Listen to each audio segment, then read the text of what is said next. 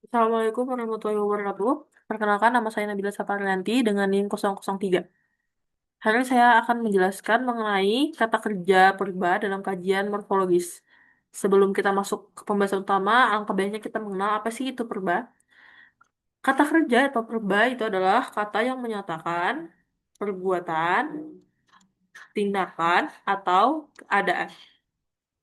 Nah, lanjutlah kita membahas eh, pembahasan utama kita yaitu perba dalam kajian morfologis. Dalam morfologi, perba itu diklasifikasikan berdasarkan bentuk kata dan proses pembentukan kata. Bukan, ya ini bukan fungsi kalimat. Jadi, perba itu dalam morfologis itu diklasifikasikan berdasarkan bentuk dan proses pembentukan kata. Berbeda dengan sintaksis. Kalau sintaksis itu berdasarkan fungsinya. Kalau morfologis itu berdasarkan bentuk dan proses pembentukan kata. Nah, terus kita masuk ke jenis-jenis perba dalam kajian morfologis atau dari segi bentuk. Dari segi bentuk atau morfologis, perba itu dapat dibedakan menjadi dua ya, ada perba dasar dan ada perba turunan. Nah, sekarang kita ke yang pertama adalah perba turunan. Perbetulunan itu dihasilkan melalui beberapa proses. Jadi, perbetulunan itu, untuk menghasilkan perbetulunan itu, mengalami beberapa proses. Kalau di sini saya sebutkan ada 4 proses, yaitu ada konveksi, pengapliksan, reduplikasi, dan pemajemukan. Pemajemukan dengan pangkal yang berupa perba atau kategori lain. Oke, kita pembahasan pertama dulu ke perba dasar. Purba dasar adalah purba yang belum mengalami proses morfologis. Purba dasar dapat digolongkan atas purba dasar bebas dan purba dasar terikat. Nah, jadi purba dasar itu ada dua lagi pembagiannya, yaitu ada purba dasar bebas dan purba dasar terikat. Kedua jenis purba itu diuraikan pada bagian sebagai berikut, pada bagian berikut. Yang pertama ada purba dasar bebas.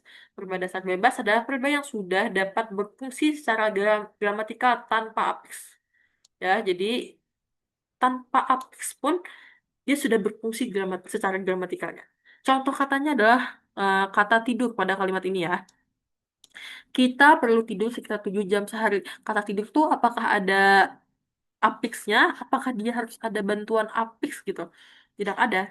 Jadi cukup dengan kata dasarnya saja, kata tidur itu sudah menunjukkan perba tanpa perlu afiks. Misalnya tertidur, tidak harus seperti itu karena kata tidur saja sudah sudah perba. Tidak perlu tambahan afiks di kata tersebut.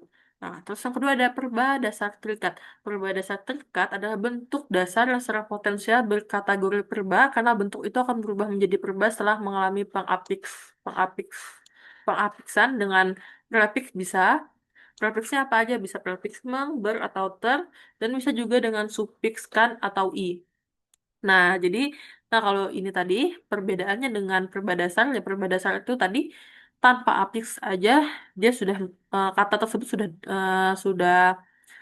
sudah perba. Kalau untuk perba dasar terikat ini dia dibantu lagi oleh afiks gitu untuk menjadi perba.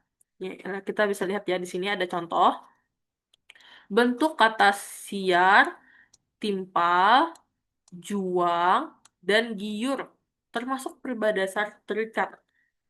Kenapa?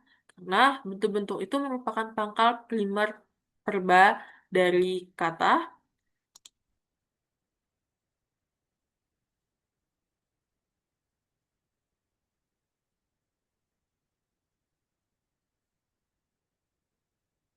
menyiarkan, menimpali, berjuang, dan tergiur. Jadi kan bentuk dasarnya siar itu ditambahkan afiks atau afiks prefiks di depannya menjadi menyiarkan. Terus kata timpal ditambah dengan prefiks juga, eh, maka akan jadi menimpali.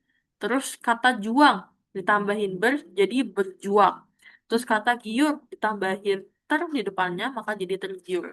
Nah, dengan kata lain, berarti perba dasar terdekat hanya dapat berfungsi secara gramatikal setelah dilekat, dilekati atau setelah diletakkan afiks berbentuk perba. Sudah nampak jelas sekali kan perbedaan antara perba dasar terikat dan perba dasar bebas. Kita lanjut ke bagian kedua, kan ini tadi bagian perba dasar, terus yang kedua ada perba turunan. Oke. Perba turunan adalah perba yang dapat menjalankan fungsi gramatikalnya dalam klausa atau kalimat sebagai perba setelah melalui proses pengon pengonversian, pengafiksan, pengulangan, atau pemajemukan. Yang seperti saya sudah sebutkan di atas tadi ada 4 proses, yaitu ada proses konversi, pengafiksan, pengulangan atau reduplikasi ya yang kita kenal. Terus ada yang terakhir ada pemajemukan. Yang pertama kita bahas adalah penurunan melalui konversi. Konversi adalah salah satu proses pembentukan perbaturunan tanpa perubahan bentuk, hanya perubahan fungsi. Ada kelompok kata dalam bahasa Indonesia yang melalui konversi memiliki kelas kata ganda. Gimana sih bentuk kelas kata ganda itu? Nih, kita lihat ya. Misalnya sebagai nomina atau sebagai pangkal perba. Jadi, satu kata itu bisa bisa nominah, bisa perba. Nah, ini ada contohnya di berikut ini contohnya. Ini contoh kata cangkul. Kata cangkul, cangkul itu dapat dipakai sebagai perba dalam kalimat tanah itu dicangkul oleh petani. Di sini dia menjadi perba. Terus ada lagi contoh lain, mari kita cangkul ladang itu. Nah, cangkul di sini juga perba. Terus, kata cangkul itu tadi bisa menjadi nomina juga dalam kalimat cangkul ini untuk siapa. Nah, jadi kata cangkul ini memiliki kelas kata ganda, yaitu kata eh, tergantung kita menggunakannya pada kalimat apa. Gitu. Cangkul kelas kata gandanya itu ada nomina dan perba. Terus yang kedua ada penurunan melalui pengafiksan. Penurunan perba mengikuti kaidah urutan afiks sebagai berikut. Yang pertama ada jika prefiks tertentu diperlukan untuk mengubah kata dari kelas tertentu menjadi perba, prefiks itu didahulukan dalam urutan pengafiksan perba. Kita langsung contohnya aja. Ini contohnya di sini ada kata darat. Kan dia nomina ya. Terus ditambahkan prefiks men di depannya. Kan namanya prefiks itu tambahan di bagian depan. Maka katanya menjadi mendarat, yaitu verba. Terus ada kata layar, awalnya juga nominah. Terus ditambahkan lagi dengan afiks prefiks ber, maka menjadi berlayar. Prefiks meng yang pada di sini nih dan ber pada contoh ini diperlukan untuk mengubah nomina darat dan layar. Jadi jadi ini eh, tambahan ini diperlukan, tambahan prefiks di depan dari prefiks meng dan ber ini diperlukan. Kenapa ya? Karena untuk mengubah nomina agar menjadi verba seperti itu. Terus yang kedua, dalam hal prefiks digunakan bersama-sama dengan sufiks. Jadi tambahan di depan, tambahan di belakang, gitu. Kan kalau prefix itu tambahan di depan, sufiks tambahan di belakang. Jadi sufiks lebih dahulu dilekatkan pada pangkal daripada prefiks jika penambahan sufiks pada pangkal telah memunculkan makna tersendiri. Contohnya, awalnya kan kata dasarnya darat.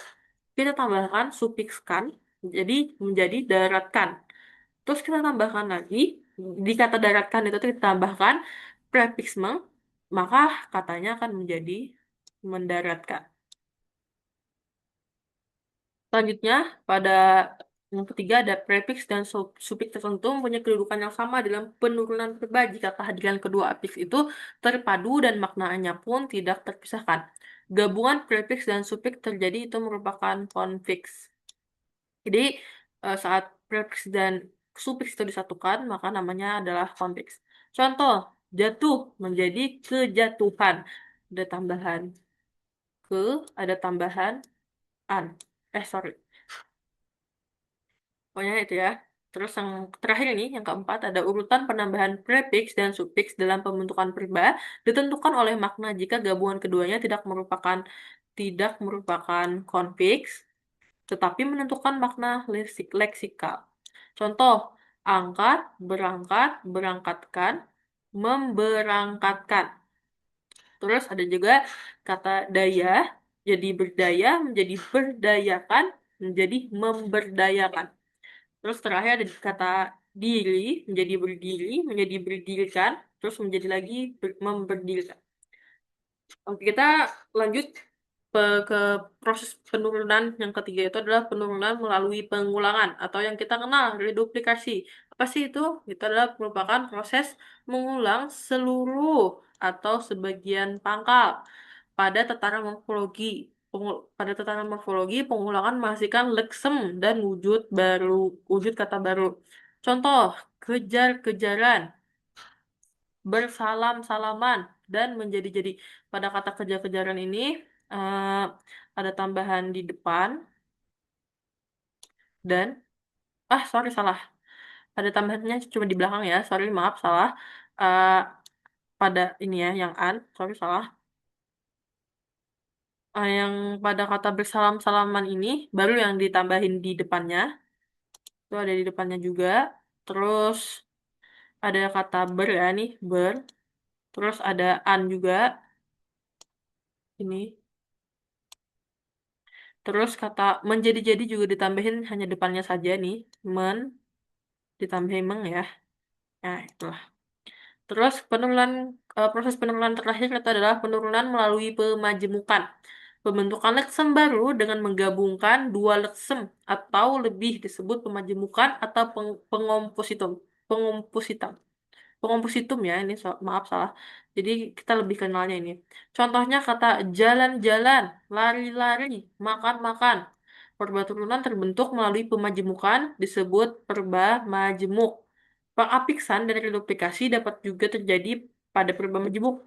Misal, memperjualbelikan. Terus pada kata menghancur leburkan. Itu juga termasuk dalam pengapiksan dan reduplikasi dapat langsung ya dia berbarengan jadi di dalam sini ada apix ada reduplikasinya juga. Nah mungkin itu saja yang bisa saya jelaskan, mohon maaf kalau terdapat kesalahan dari penjelasan saya.